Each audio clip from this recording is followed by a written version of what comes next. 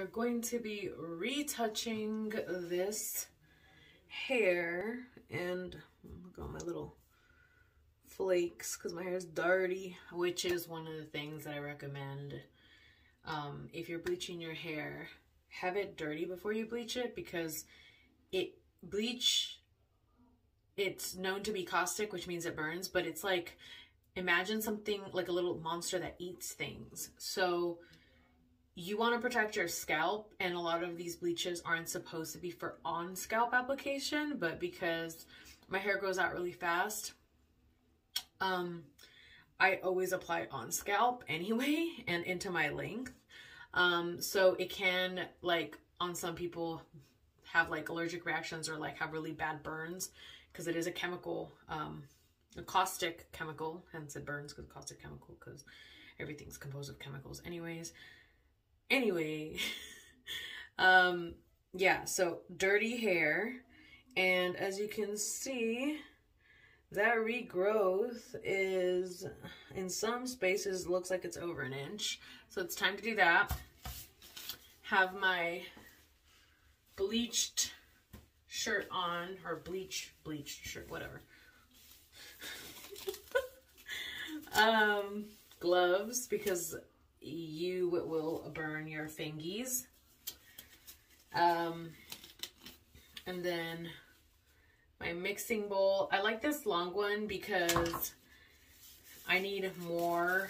I'd rather have more bleach and ready to go than have to mix a batch in the middle of applying, because then it can, I don't know, I just don't like doing that. So that's what I got. And the bleach that I've been using pretty much almost my entire life, the Quick Blue. There is some other bleaches out there that are relatively inexpensive, just like this one is, that I might try in the future, but right now I'm just trying to run out of that bucket because I was buying in buckets. And then 40 volume. I think I said this before, I don't recommend people using 40 volume, especially if they don't understand the chemistry, the mixology of bleach and volume, also processing time on their own specific head, and also because of the level that their hair color may be. Beauty school stuff, right? But yeah, so I just go straight in with the 40. I've done combinations of a 10 and 40 volume. I've done 30. I've done like a 30 in the front and then a 40 in the back. Like, I've done a couple different variations, but lately I've just been doing 40 all over. So let's get some mixing. So I brushed out my hair so it's not tangled, because it is a bad idea to try to do this with tangled hair.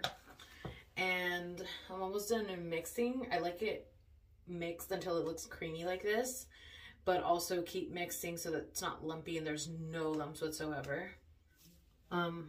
Clips are also something you need.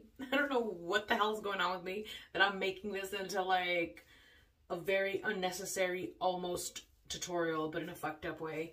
But anyways, 4 sections, 1, 2, 3, 4. I am starting with everything that's down the middle, then moving to here off the parts, and then going to the back. And when I'm about halfway here, I'll jump to the other side, and when those 2 sides are complete, I'll probably do the entire front and then jump back and do the rest of the bottom on both sides. That's kind of like the plan, but if I start seeing things change a little faster than they should, I might change the plan too.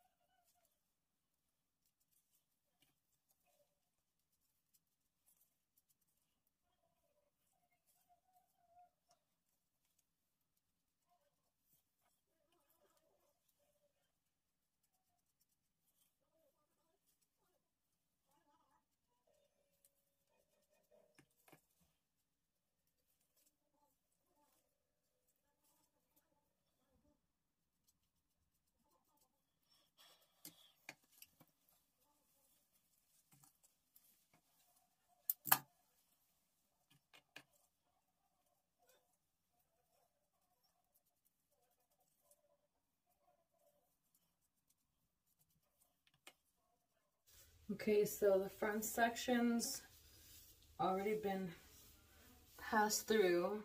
As you can see, hair color is already changing, although it is very reluctant to, considering how dark my natural hair is. So now I'm gonna go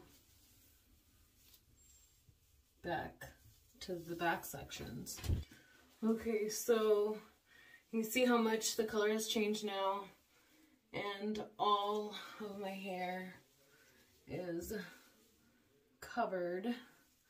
So now we just wait. At this point, because I want all of the heat to be in the area of the processing, I usually put like a plastic bag over my head because it traps the heat in. If you don't do that, what can happen is your bleach can dry out, which means basically whatever bleach is dry is no longer as effective as it's supposed to be. So it might leave darker pieces on any strand where the bleach was dry. Also, the heat that's radiating from your body is obviously going to be hotter closer to your body, and as the distance from your body increases, that heat is not as strong. So if heat is an accelerator to the bleach doing its job, then that means that the hair that is closest to the scalp will process much quicker than the hair that is farther. So you can imagine that the longer you wait between retouches, or the more your hair grows, the harder it's going to be to blend in the bleach, the new bleach part with the older bleach part. So if you want a really nice blended and not like demarcation lines, then those are things you want to make sure that you do, FYI.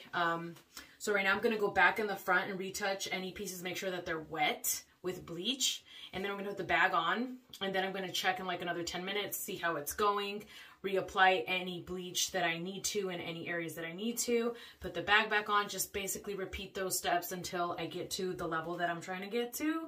Hop in the shower, get out, let my hair air dry so I can see exactly where the color level's at and if it's okay enough for me to proceed to the coloring step.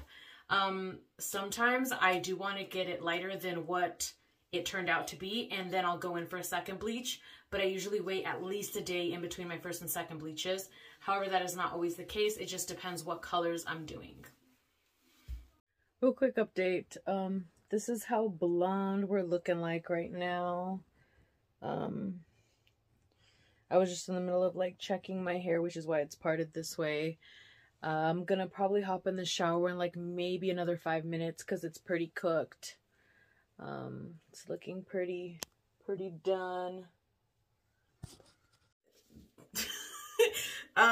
This is where we're at. I'm not gonna go any lighter. There are some pieces that are a little darker blonde than would be considered perfect, but this is good enough, and you will see when I'm done.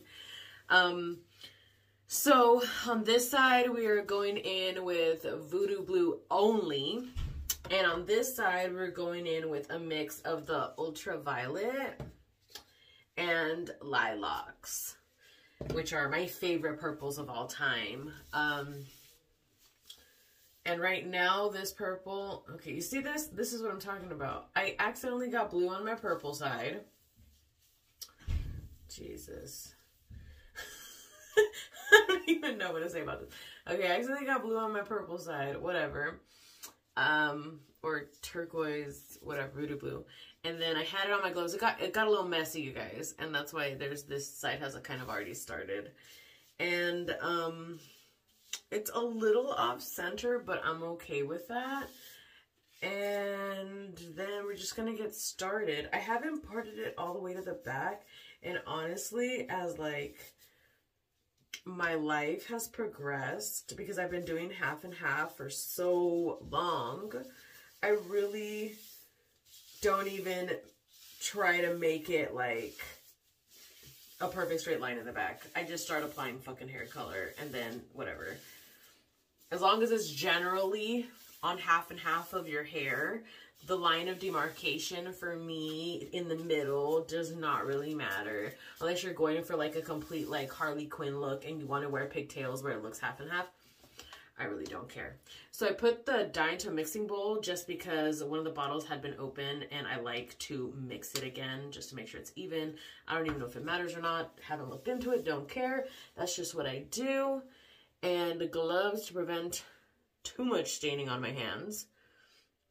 Just because sometimes it's cute to have like colored like paws, but sometimes you don't want to rock that look, so yeah. And I'm gonna end up spreading this out all the way down, but the most important is the part of the hair that literally has no color. And by the way, today is the next day. I don't know why that's relevant. I don't know why that matters, but I felt like I had to say that. Maybe it's because I feel like I have kind of like a sleepy voice still, because I woke up not that long ago. And this is first priority on the agenda. Yeah.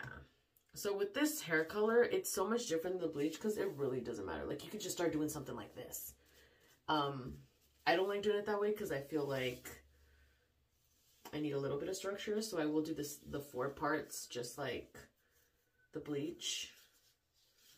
And then I will apply it down here, back, everywhere I can in the front, then go to the back. So the front first in this with the color, then go and then work my way down. When I get to about here, that's when I really just like grab dye with my hands and then just glob it in the back and work it down the ends. And then I'll work back up through the ends. Maybe that's exhausting. Maybe that's a little harder than people would like it to be, but that's just the way I like to do it. So we are done. Done with all of the hair dye application. I changed my top because the other one had like a lot of dye on it, and I kept rubbing my arms on it and it was like staining my skin. So I just took it off and put on a zip up hoodie because that way I could just zip down, take it off, don't have to worry about any more staining. I'm gonna leave this on for a minimum of an hour, but I like to shoot for 2. And if I'm not doing anything specifically that day that requires me to go out, I'll even leave it on for the whole day. I haven't really noticed a huge difference in leaving it on past 2 hours, to be honest. So that's kind of like personal choice, I think. This is the sink right now. I have hair dye on it, and this is actually already coming off. But I'm using a little brush. And as I mentioned previously, toilet bowl cleaner is going to be your best bet with this. Okay, so I have not further scrubbed from the last clip, and it's pretty much all gone. The dye is gone. I don't recommend you doing this bare hand because it does have like bleach. So yeah, I haven't done this side, so it acts so fast. It's pretty ridiculous. But I mean, it's a good thing. I'll just let it sit there for a little bit. Oh, get a little sloppy here. Final look. I used I think it's like a 1-inch curling iron, and I also did trim front pieces of my hair because my bangs were like here, so I made them about here and then curled them to give me like these more like face framing pieces. And yeah, that's my hair. I love it. It came out gorgeous.